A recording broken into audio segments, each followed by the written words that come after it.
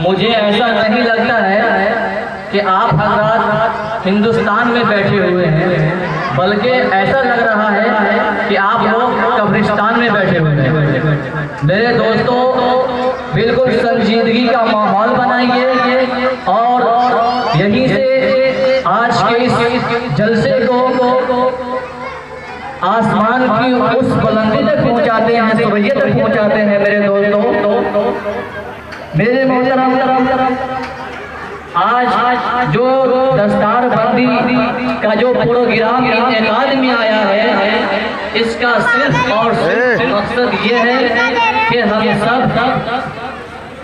उलमाए किराम जो अपने नासिक कलिमात सामीन को पेश करेंगे और उस पर हम सब अमल करेंगे इंशाअल्लाह।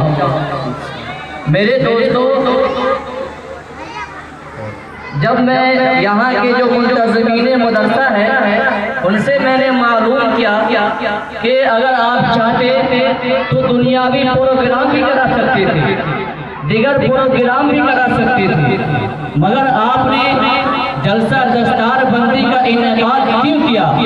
तो बड़े ही प्यार से यहाँ के जो मुहतमिम जनाब हज़रत मौलाना अब्दुल मालिक साहब हैं, उन्होंने बड़े ही प्यार से जवाब दिया कि देखो भाई, यहाँ जो दस्तार बंदी का जो प्रोग्राम किया गया है, इनका सिर्फ और सिर्फ मकसद ये है कि हमारे मुसलमान नौजवान जो तबके के जो बच्चे हैं वो आजकल क्या करते हैं कि जब वो चलते हैं तो अपने मोबाइलों का जो लीड होता है वो कान में लगा करके चलता है और गाना सुनता हुआ नजर आता है।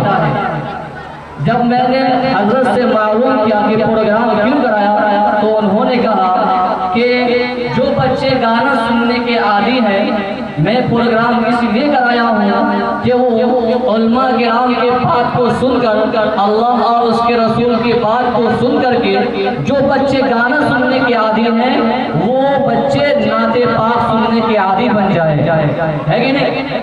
किसी ने कहा है कि गुनाहों के समंदर में नहाना भूल जाता है, कह दीजिए सुभान अल्लाह, और हाथों को हवाओं में उड़ा करके कह दीजिए सुभान अल्लाह।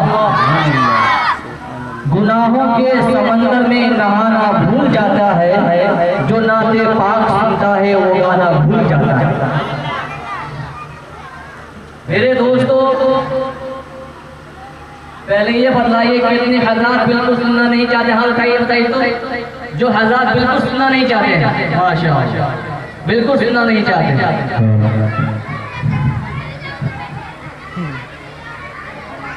दोस्तों, मैं कुरान पाक की तिलावत के लिए